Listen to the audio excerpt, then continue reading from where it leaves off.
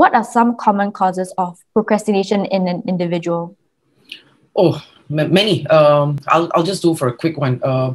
Because I've been doing this for quite a while. So when I do meet my participants who've also shared very similar challenges that they face, believe it or not, sometimes it could be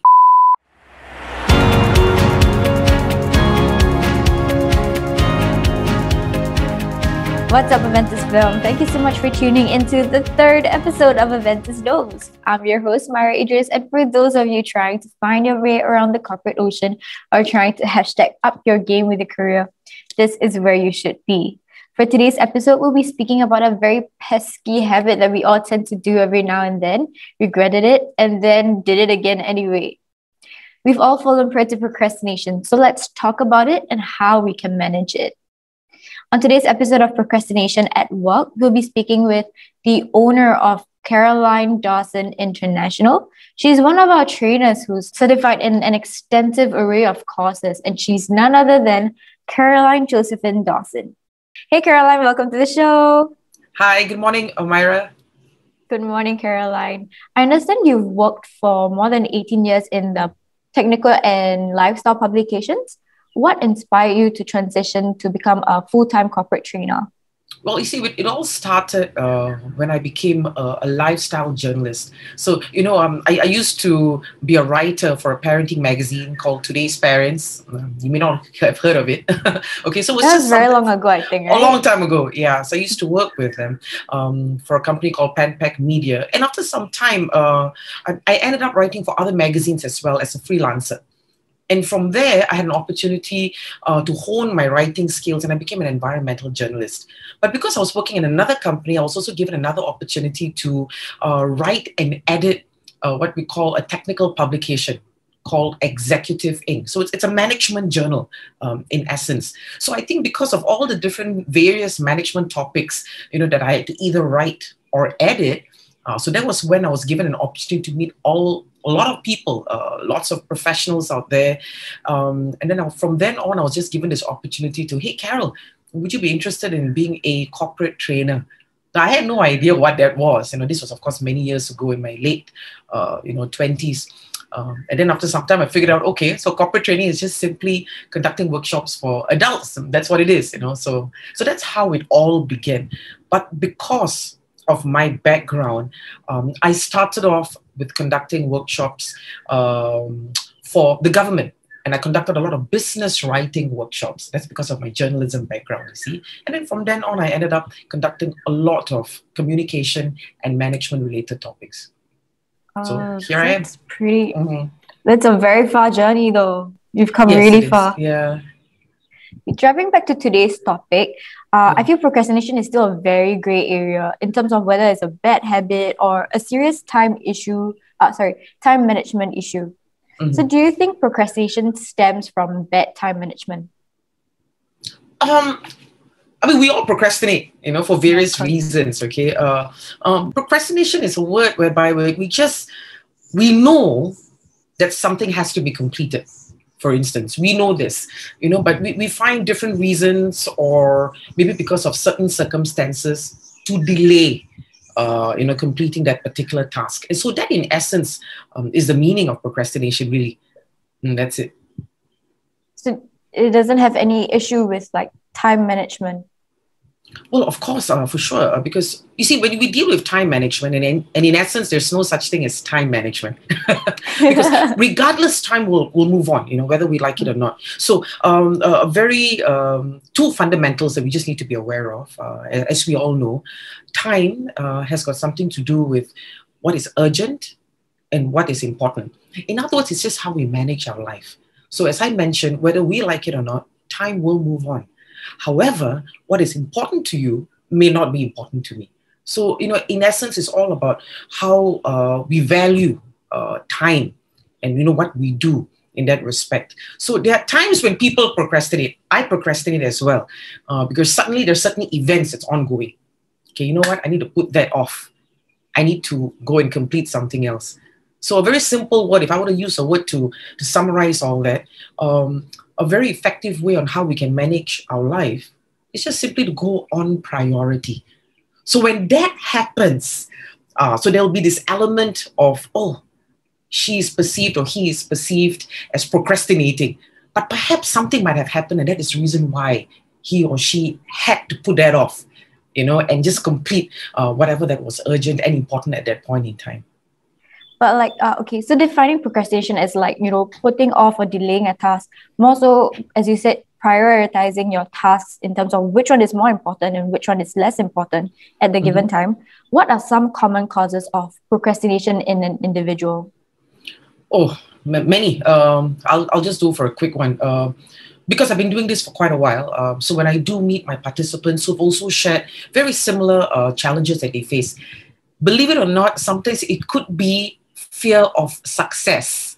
So they are afraid, hey, if I take on this, what if I'm tasked to do other things as well, for example. So it could be fear of success, but on the same token, it could also be fear of failure. It could be fear of failure as well. Or for others, it could be, some people are just perfectionistic. Oh no, I need to get this done. I need to do a lot of other things. And because of that, everything else also could be affected. So these are generally the major reasons. It could be perfectionism, as I mentioned, fear of success or fear of failure. I think it's quite surprising when you said fear of success. Like, fear of success, you're scared of doing it right? Yeah. You'll be surprised that a lot of people are also frightened of success. They doubt, their capabilities and their true potential, and perhaps they just lack confidence. So that, of course, affects their self-esteem as well. So you'll be surprised. A lot of us have that same issue. But it helps, when we're older, with age and with wisdom. So somehow they have the newfound confidence, and then they're able to achieve much more for themselves. Yeah. Speaking from my own experience, I definitely tend to underestimate like the time I have to complete certain tasks. And then I end up stressing myself at the last minute. But when we procrastinate, what are the impacts on the people outside our personal circle? Like, because we're the ones that's stressing ourselves out about the tasks that we have to complete. But in regards to the people around us, how does it affect them? Well, depending, on the particular task, okay? So some people around them, they might feel stressed out as well. Aren't you going to get it done? We're supposed to get something done, yes. So they might have to live or work with someone who's always leading a very, very busy lifestyle, for example, doing too many things for themselves. But sometimes another impact also is people can't rely on you. Because you have this, you're behaving irresponsibly, especially when certain tasks need to be completed again. Then, of course, because people can rely on you, they can't trust you. They can't, put added responsibilities on you because you appear to be unproductive. And of course, sometimes they might even might want to stay away from you because unfortunately, there are some who procrastinate, and then they will tend to feel victimized. They might blame everyone. For example, oh, it's the pandemic, what to do? I don't have opportunities anymore, or it's because of this colleague, or, you don't understand, I've got children at home. It's very difficult to get things done. So the people around them might feel burdened, with all this negativity. So these are just some of the common things that come to mind. But we all know like work is never ending. We have like every day we have like things to do, right? Yes. So how do you avoid or stop yourself from procrastinating?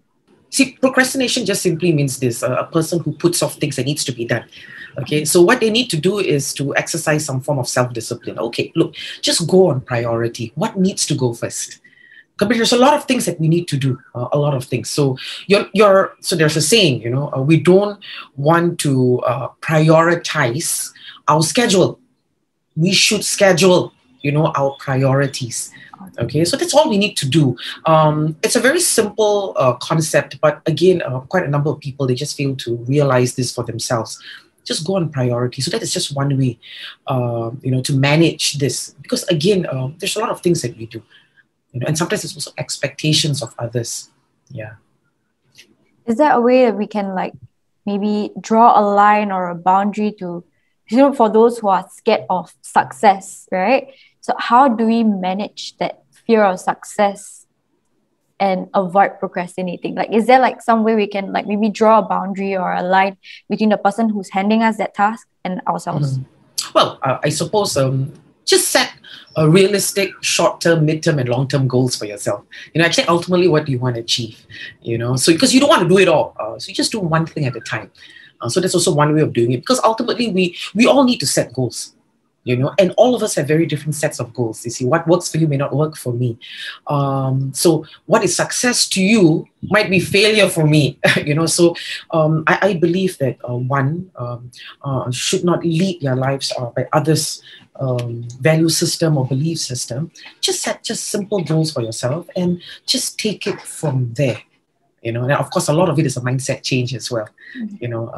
How do you manage negative self-talk within yourself? Ask yourself some questions. Is this really true? Is it going to be that bad? What is the worst thing that can happen, if I do this? So there's some questions you can also ask yourself to manage that negativity as well. I think for myself, when I'm given like certain tasks, I feel like very bombarded with things, which is why like probably I procrastinate as well. A little bit I can relate to the fear of success, whereby if I do this right, they're going to give me more to do. Yeah. When you said like take things step by step, one by one, I think I can really help like manage that, expectation on myself as well as the expectations other people have for me. Understand. Yeah. But what are some challenges or like limitations that one may face when, trying to tackle procrastination? Well, there could be outside interference, of course. You know what I mean? Yeah. So there could be many things. It could be, let me see. Some challenges could be they find it difficult to say no to other people. For example, for example, Myra, can you help me this? Can you help me that? And if you're that type of person, who just don't know how to say no, so yes, that's going to affect your schedule, and so on and so forth. But ultimately, one of the ways to manage this, again, is just to go on priority. So if you notice, I keep talking about that. What is urgent? But then again, as we all know, we have things that we do that are urgent and important, but ultimately we should move towards tasks whereby things may not be so urgent, but it is important. And that's where your planning comes up. So when we plan, that's where we're able to manage these procrastination problems that we may have. So to answer your earlier question, at the workplace, we might be busy. There's a lot of things we need to do for the day. Look at your daily tasks, and then you ask yourself a question, all right, which should go first? Which should go on priority? So that will obviously help to manage that procrastination issue. So do you think like if you put it like on a time basis, right, the most important tasks go way earlier, correct? See, what goes right to the top are things that are really urgent and important, for instance. Okay, but there are things that are not urgent, but it's important. For example, I might have to complete a work report. Now, it depends what kind of report, right? What if you say, hey, Myra, we need this report by 1 p.m. this afternoon. So that's urgent and important. You need to work on that. But if I know that I've got a report and I need to complete, and that's just due next week, I don't have to do it now, right? So I plan for that. I don't have to, actually I can plan for that. But then you see there are some people, they lead a very type A lifestyle. Everything I must do now. I have to do now. Just leave me alone. But they could have hold on to that, So this is where they have to manage that particular lifestyle, because we need to move towards where what is what life is all about. Have you heard of this term called work-life balance? Yeah, you've heard of it, right? So work-life balance is that's it. We go on priority. It's not urgent, but it's important. I'm going to get to it. I'm just going to plan this. I'm just going to do step by step. That's it. Do you think, like, in terms of maybe procrastination and laziness, there's a relation? For some people, like, they might be lazy to do it now, so they'll just do it later. Do you think, like, there's a relation to that? Well, it could be that. Some people are just pure lazy. There's no doubt.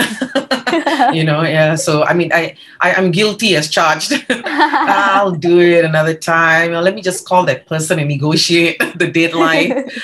So, yeah, it could be laziness as well. Yeah. But what's a myth about procrastination that you strongly go against? Genetics. Oh, you're just like your father. For example, you're just like your brother. So that is just a low blow, an unnecessary hit below the belt to an individual, because there are many other reasons why a person procrastinates. Many, for the things that we shared earlier on as well. So that is just one of the major things. that I'm totally against. Yeah. And not necessarily procrastination. Right? There's so many things in our life, and sometimes we get unfairly blamed because of our ancestry. If it's workplace, they probably won't use genetics, because if they don't know your personal life, Yeah. I'm trying to say, so they might use something else. They might just use something. Oh, Yeah. this person, he used to be, work in a high level management, for example, at this high level paying job. So it's because of that corporate culture. So that's the reason why he does not procrastinate. But then you see this person, right? You see, because he was just a low-level person. He had just a very easy job in a previous job. So they might just use excuses just to push the blame on person or to attack someone. And I think that's also unfair, because it's also very important to find out why do people actually procrastinate? Why do they put certain things off when they know they have to get things done? There could be many things. Yeah, maybe they don't know how to get it done. If you're talking about a work-related issue. So I think people should actually find out why first before they actually judge a person. Basically, I think for sure. The idea of procrastination is maybe for oneself to decide whether they are actually procrastinating instead of other people looking at them and then saying they're procrastinating. Well, I mean, for starters, it's you have to look at it, all rounded. For example, there is a project that needs to be completed, but we need 4 people to complete this. You know what I'm saying? So everybody is quite aware, of the deadline. So a Gantt chart has been prepared. You need to submit certain things on certain days. So if this person, for example, let's call him John, did not submit his part of the project on a certain day, okay, so I think what we could do is just give him the benefit of the doubt. Hey, are you going to submit your part, because it's going to affect the rest of our contribution as well. So find out from this person, what I'm trying to say. But of course, we should always be responsible. If we feel that we can't meet a deadline, I think it's only common courtesy to inform a colleague, hey, I can't get this done. I need a deadline. I need to extend a deadline, for example. So ultimately, it's just taking responsibility as well. And that's where teamwork also comes in. Oh, yeah, for sure. But you see, so this is where you have to observe. If you have experience with a colleague who tends to, for example, procrastinate, extends deadlines, for example, so perhaps in future, what you could do is set some milestones. So for example, instead of submitting everything the end of the month, maybe we'll just have a small portion on the 1st of May. Can I have another on the 8th of May, or can I have another section? So you set milestones, especially when you know this person has got a history, of delaying certain tasks and so on. That's one way of doing that. Because all of us have different ways. There's actually just 2 types. Some of us are just very systematic. We're very detailed, very structured. But then there's another group of people where, I'll just see how it goes. We tend to procrastinate. Let's just see how. So for those group of people who procrastinate, generally, we need to set milestones for them. But then there are some people that are just very detailed and very structured. They're going to get it done. Perhaps you don't necessarily have to set any milestones for them. Because if you tell them, hey, we need this on April 30th, you best believe me, I'll submit that on April 30th. So those are the people you have confidence in. Yeah. So this is how we manage our life. Yeah. So especially in, there are many personality profile tools that can actually help people identify, how we manage our lives. And guess what? I'm one of those where I procrastinate. So people who know me, yes, I know. And ironically, you're asking me to do this talk. I do. So, but you see, when it comes to certain things, especially in the past, so certain milestones were set. But then again, with age and wisdom, then that ultimately a secret is just to go on priority. That's all. You don't have to do everything at that point in time. So you look at your time. That's where your deadline comes in. Thank you so much, Caroline, for the very great tips that you've covered on procrastination. I really hope our listeners will benefit from that. Well, I hope I have been of use. And I hope everybody will be able to learn something. But then again, as I shared, it's just a learning journey. And as time goes by, we'll tend to know that what works for you may not work for another person. So we do what is best. It's just how we manage our life. That's it. And with that and more, I'd like to wish everybody the very best. And thanks, Myra, for this opportunity. No problem. Thank you so much, Caroline. If you're still listening, thank you so much for tuning in all the way till here. We've come to the end of our third episode of Aventis Knows, and I hope today's episode on procrastination has been able to help you guys gather a few more tips on how you can manage procrastination better. We've got another episode coming up next Friday on assertiveness. So if you're one who can't say no to things being handed to you, you can't say no to this. So learn how next Friday. Thank you so much for listening, and we'll see you next week. Bye!